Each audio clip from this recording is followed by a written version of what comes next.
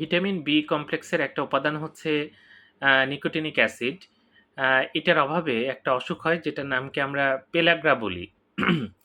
তো ভিটামিন যে নিকোটিনিক অ্যাসিডের অভাবে পেলাগ্রা হয়, এখানে যেটা দেখা যায় একজনের ডায়রিয়া থাকে, তার সাথে ডিমেনশিয়া থাকে এবং সেখান থেকে এবং তার কিন্তু ডার্মাটাইটিস থাকে। অর্থাৎ স্কিনের সমস্যা হয়, ডায়রিয়ার মতো সমস্যা হয় এবং তার যে দেখা যাচ্ছে ডিমেনশিয়া থাকে।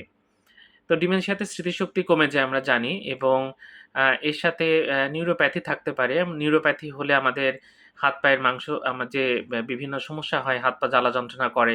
অনেক সময় হাত-পায়ের যে মাংসপেশি সেগুলো শুকিয়ে যায়। এই সমস্যাগুলো দেখা যায়। তো এটাতে যদি আমরা নিকোটিনিক অ্যাসিড দিই, সাপ্লিমেন্ট দিই, তাহলে কিন্তু চিকিৎসা করলে ভালো হয়ে যায়। আ এটা খুব কম পরিমাণে লাগে, তবে এটার অভাবে কিন্তু এরকম হতে পারে।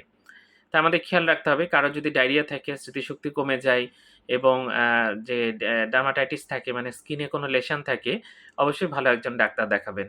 ধন্যবাদ সবাইকে।